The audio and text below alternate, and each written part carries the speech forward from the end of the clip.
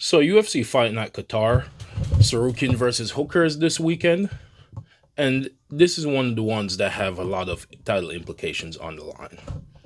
Reasons for this is because of the main and co-main event, specifically with Armin Tsarukyan and Ian Machado Gary being the two frontrunners in their respective divisions for the ones who are most likely to get the next title opportunity against the current champions in the event that they win this fight.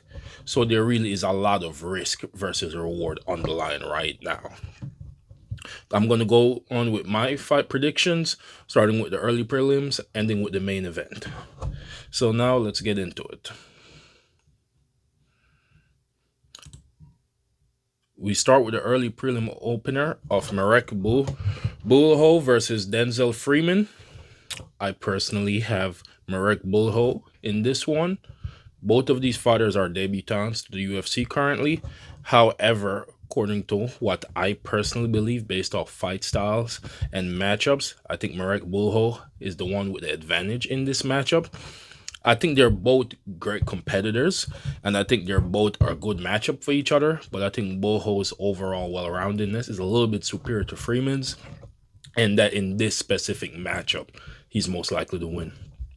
They both have almost identical records, with Bulho being undefeated with 6-0, and then Freeman only having one loss himself with 6-1. However, I just think that Bulho is a little bit better and more suited to get the victory in this specific matchup. I say Bulho wins by decision, 29-28. Moving on to the next fight, we have Nurulho Aliyev versus Shamrock. Once again, I'm going with Nurulho Aliyev.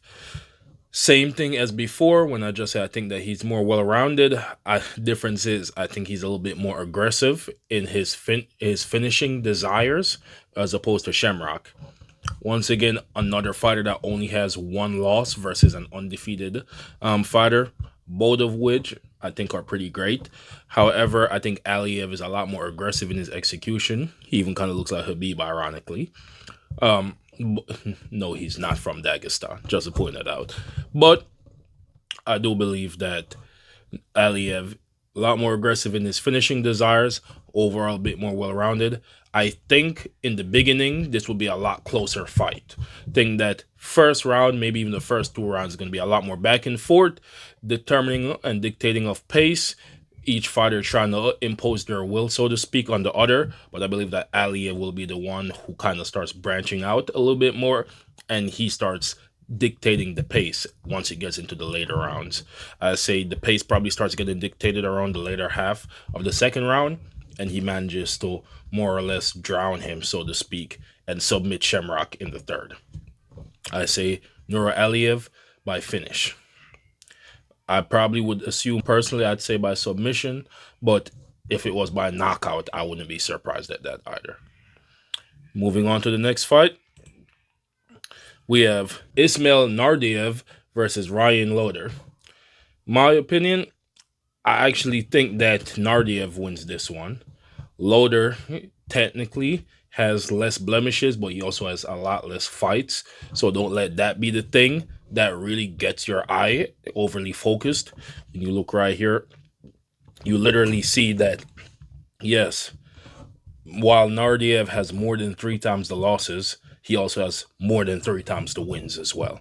And more than 3 times the official, at least, fights.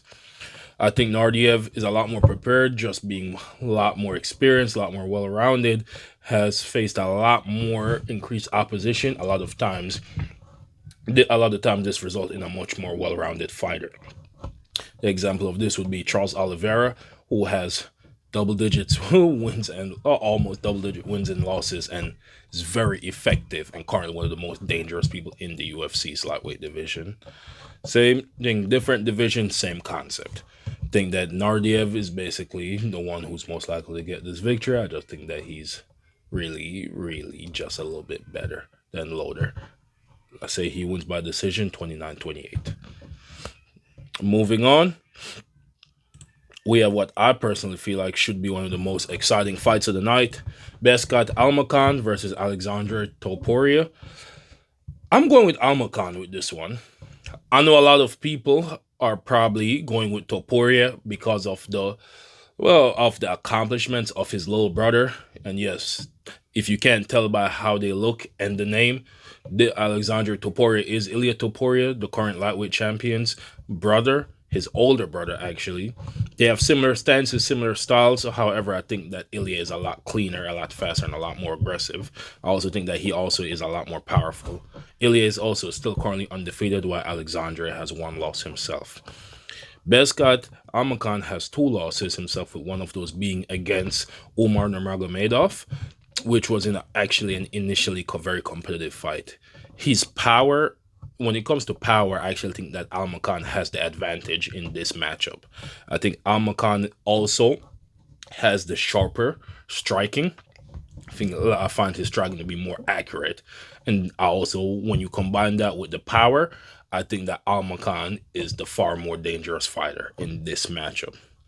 While I know that Topuria has a strong grappling background himself, in addition to his striking, which he could utilize as the great equalizer in this fight. I think after that loss to Umar Nurmagomedov, I think that Almakan has actually done the work necessary to be a lot more prepared, and I'd even go as far as saying expectant of that strategy against him. I think that this fight starts out initially a lot of fireworks, but I think that it also burns out pretty fast with one of them finding the target. I expect that one to actually be an Almacan. I say second or maybe at latest third round to finish. In my opinion, Almacan finds the chin or puts the combinations together and gets Topuria out there within the second. And at absolute longest, depending on the competitiveness of the fight, I'd go as far as saying the third.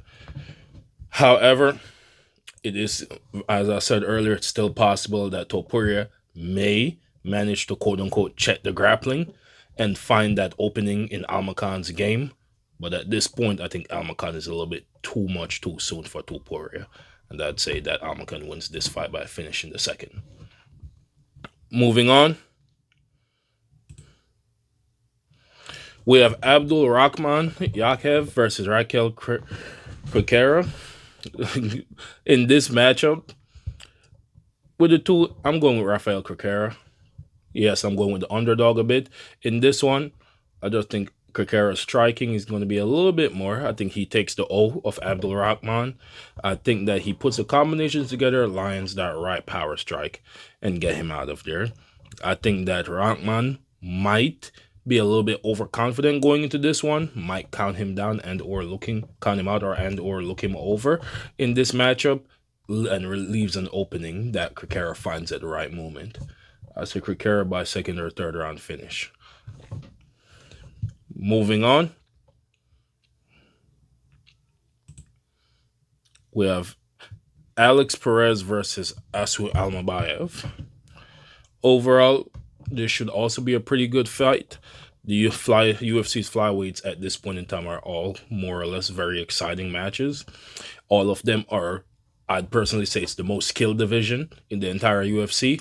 A lot of these fighters are incredibly well-rounded, incredible striking, incredible grappling defense, super fast. A lot of them are super accurate as well. However, I'm going with Almabayev for this one. Almabayev has a good striking in the aspect that he has speed, power, and timing. He, in general, is pretty impressive.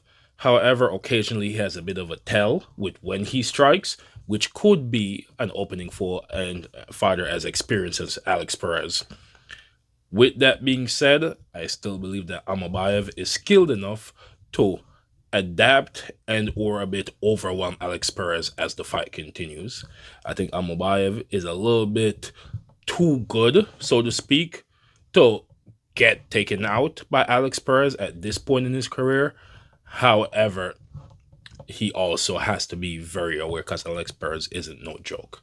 And once again, as I said earlier, all of the ranked flyweights at this point in time in the current UFC are very high level, very fast, very skilled, very well-rounded. So something as big as the tell that Almabayev tends to have, especially concerning his eye and kind of signaling a bit, sometimes it could be a real big issue when going against an opponent like Alex Perez. I think Almabayev overcomes it and wins this battle by decision. Moving on, we have Nicholas Dalby versus Sagid Isgamayev. I know I butchered that name, but I tried. I think Dalby loses. I think Sagid, once again, I just think he's better. Like nothing too crazy. I just think he's better. I know Dalby is a scrapper. He tends to try to stay in there as much as possible, but he is there to be hit. It tends to be, especially recently, I've seen that he's gone outstruck a lot. He's very game, very willing to get in the firefights, but a lot of times he seems to be the smaller fighter with the worst striking, with the least power in the matchups that he's been in. And I don't really see that boding well for him in this matchup. In my opinion, I think Sagid finishes him in the second or third round. Don't really see it being crazy competitive. Yeah, I see it being a fun fight to watch because Dalby is very willing to engage in a scrap, but I also see Dalby getting put out. Moving on, we have the last fight of the prelims, which is Bogdan Grad versus Luke Riley. We have a lot of undefeated fighters on the prelims for this card. In this fight, I'm going with the undefeated fighter again. I think Luke Riley gets this done. I don't think it'll be an easy fight for him. I think Bogdan Grad is going to be a pretty big challenge in this matchup, even though he's coming off a loss. I think stylistically speaking, the aggression on the part of Grad, as well as just the overall experience and fight IQ, is going to be a pretty big challenge for the debutant. However, I think Luke Riley is capable of overcoming that, adjusting his game style as appropriate, and then sealing and going for the win. I don't see this one ending in finish. If it does end in finish, I actually think that Bogdan Grad is the one with the higher potential of ending the fight with finish. However, I think Luke Riley wins it by decision by simply just outpointing and out-technicaling Grad in the important moments. Moving on, we have the main card. Start with the main card opener of Tagir Ulanbekov versus Kyoji Horiguchi. This fight, I think this is going to be pretty interesting. Tagir has been in an interesting spot in his division for a while, just based off activity and accomplishment. Tagir kind of feels like he hasn't been advancing at the rate where you would expect from a Dagestani, so to speak. Not even just a Dagestani, but somebody from his background and his camp. With Tagir, it kind of feels like they've taken the time to build him as well as to monitor his health. But from activity to wins I feel like Tagir is one of those ones that you know his name, but he hasn't really been like making a splash in what you might have initially expected from him. I think Horiguchi is going to be a good test. I think the grappling might more or less be either nullified or countered in this matchup because of Horiguchi's jiu-jitsu capabilities. But we've also seen that, especially with the recent fight with JDM and Islam Makhachev, that jiu-jitsu versus good, strong Russian wrestling doesn't necessarily end equally.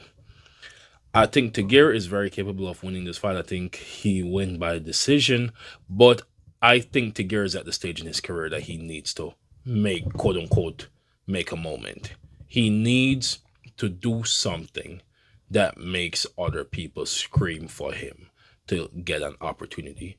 Tagir only has 2 losses on his entire record, and so far he's been pretty decent in the UFC, but that's exactly it. He's been decent.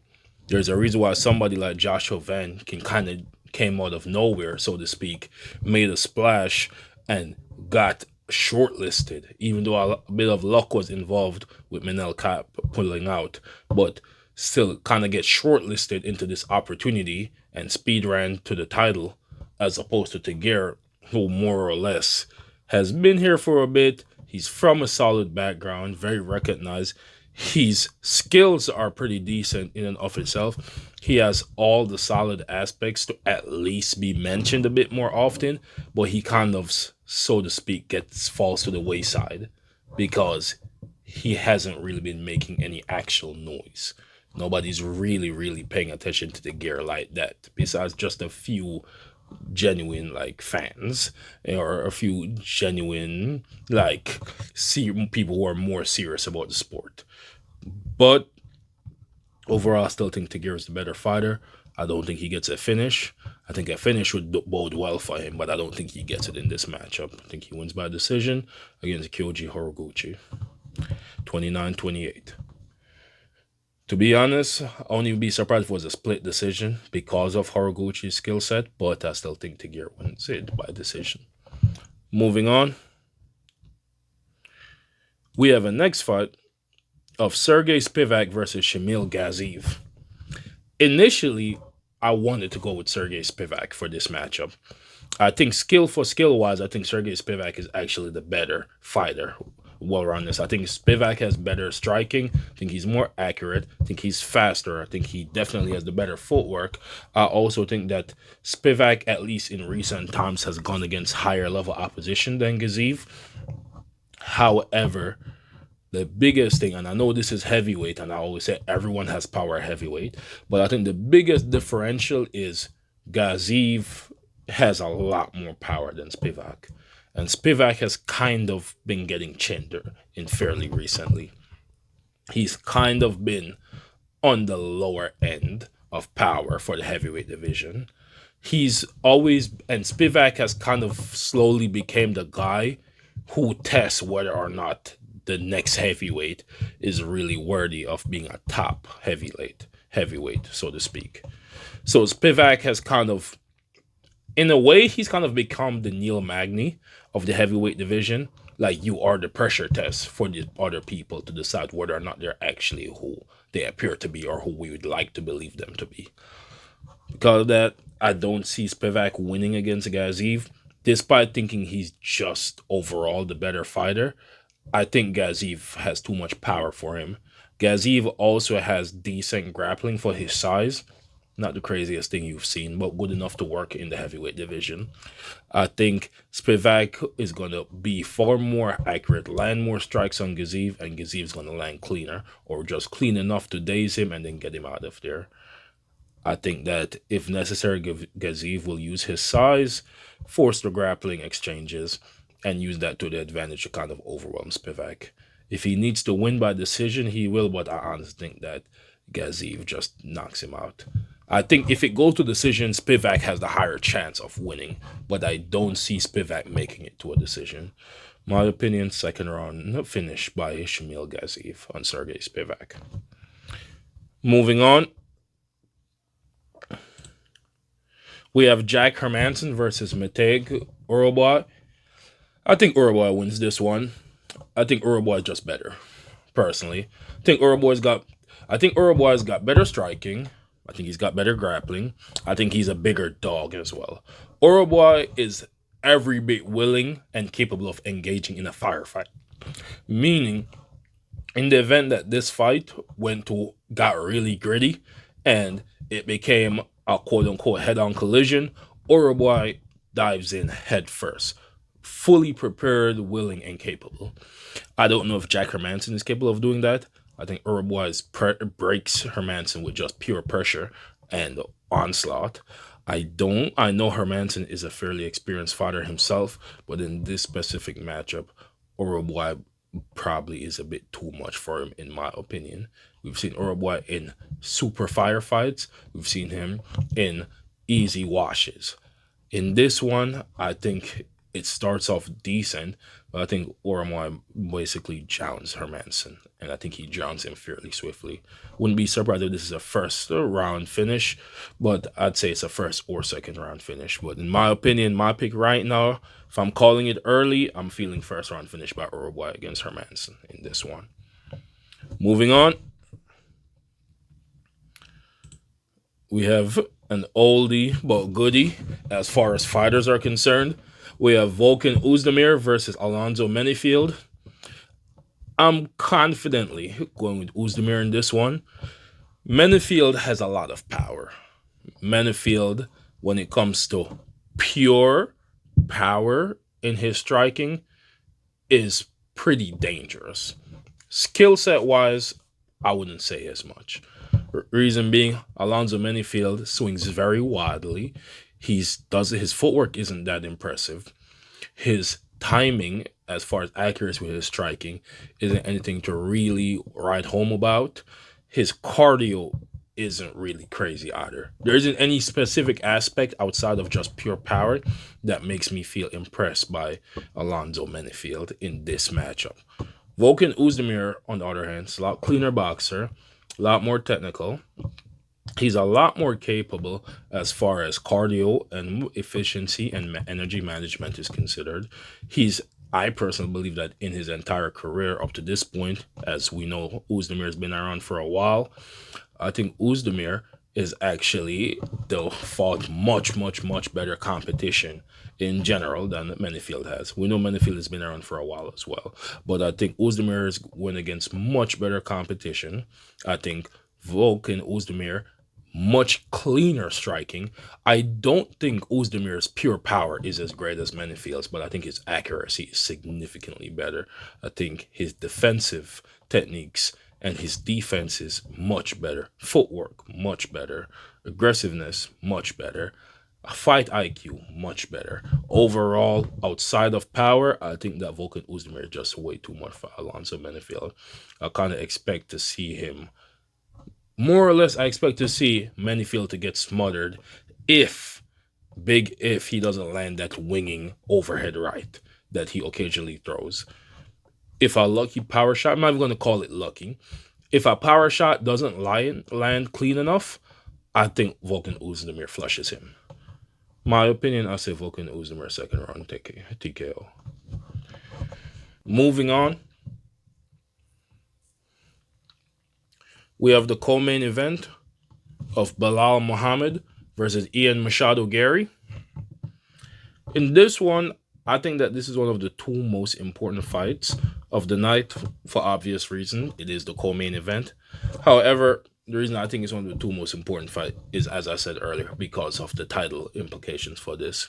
We have Bilal Muhammad, the former champion, versus Ian Machado Gary, who is the person who is the front runner right now in the UFC's welterweight division, with Shavkat Rakhmonov still injured, who is the only person to have ever defeated him at this point in time, and with Carlos Prates being one of the people in consideration for a title opportunity, and that's also somebody who Ian most recently defeated. He recently defeated it in a matchup. I don't think that there's any clear argument, despite us having Michael Morales and even the potential with Ilya Topuria. I think that right now Ilya still has things to handle within his own division, and I think that there's no clear-cut deserving contender beyond Ian Machado Gary at this point in time. If Sean Brady had won his matchup, Sean Brady would have been arguably the person most deserving for a title shot alongside Ian Machado Gary. But at this point in time, if Ian is capable of defeating Bilal Muhammad, the former champion prior to Jack Della Maddalena, if he's able to defeat him, especially if he defeats him in exciting fashion, I think Ian Machado Gary would be the very next person who would be in line for that title opportunity. How do I see this matchup going? I think Bilal Muhammad is going to have learned a lot after his matchup against Jack Della Maddalena. I think in that matchup, Bilal was too focused on initially striking. I think he wanted to set a statement and prove a point initially, so he only shot, I believe, twice within the first two rounds, once in each round. I think he shot like very much, if it was easy, I'd take it, but I wasn't really trying. I think he shot nowhere near as aggressively as he usually does. I think he did so more in the later two rounds, to be more specific. You saw it being more effective because while JDM did get up, Bilal did take him down and did maintain top pressure. Ironically, of these two, despite Bilal being the bigger grappler, Ian Machado Gary is the bigger submission threat as far as we know. Bilal usually uses pressure wrestling. It's kind of similar to what Marab does. He takes you down, keeps you down, uses it to more so rabbit punch you, like control dominant position, like threaten submission. He is a UFC fighter. If he can submit you, he will, but that's not really a major part of his game. In doing so, I think Bilal also, and not only to mention, Bilal also has decent striking.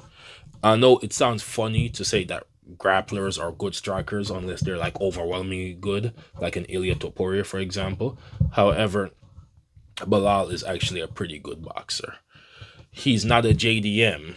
He doesn't have Canelo hands, but has pretty effective striking, pretty decent distance management, very willing to engage. But he's nowhere near the striker of Ian Machado Gary. Ian is a lot sharper. Ian is a lot faster. Ian also has very, very, very high fight IQ. We saw in the matchup against Carlos Prates just how fast and just how aware of distance management Ian Machado Gary is, as well as how excellent his timing is. And then we also saw in the matchup against Shavkat Ratmanov just how intelligent Ian Machado Gary is with utilizing a submission attempt in the aspect that he almost submitted Shavkat. He's also very patient and willing to change the dynamics.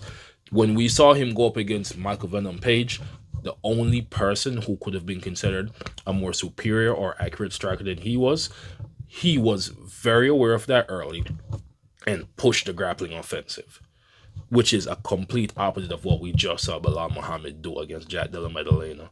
Ian Machado Gary is very willing to use the game plan that works the best in a situation, whereas we saw Bilal get a little bit cocky because he's kind of been overlooked and shrugged off for so long. Do I see him doing this? As I said, this once again, as I said earlier, no. He's learned a lot. I think he's learned his lesson. I think he'll be a lot more aggressive in his grappling against Ian Machado Gary.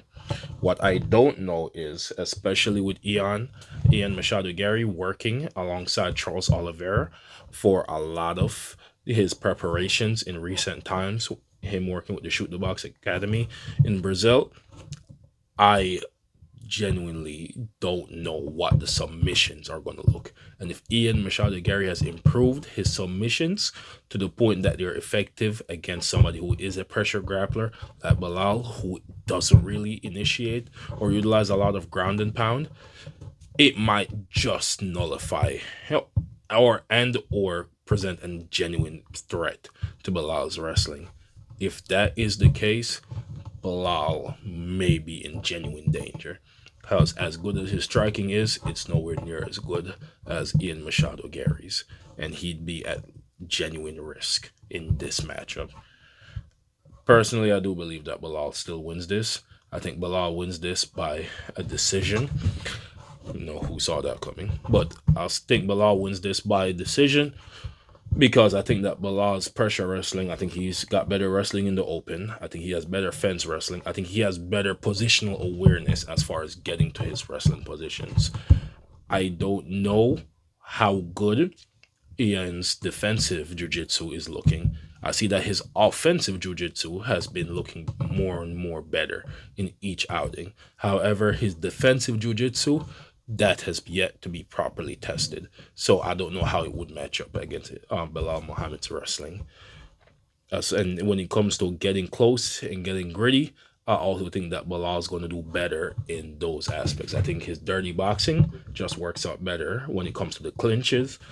However, as I said, Ian Gary has very high fight IQ, so he will make adjustments and back away when it's necessary. Overall, I just think Bilal out pressures him, outmaneuvers him, outlasts him, and just outpoints him, so to speak. I think Bilal will exhaust the clock a bit in the moments whenever he starts facing pressure. And then over 3 rounds, we say that Bilal wins. So I say Bilal wins this 29-28 decision. Moving on, we have the main event. We have Armin Tsarukyan versus Dan Hooker. Lots of bad blood in this matchup. They have personal vendettas against each other. Just they really don't like each other. I think that actually was even a big contributing factor in this fight being made. Armin Tsarukyan, considered by many of the fans to be the unofficial number one contender for the lightweight division, he quite literally is the only reason he hasn't had a title opportunity. He hasn't been that active in the past I think the past over a year at this point. Hasn't fought at all as far as MMA is concerned.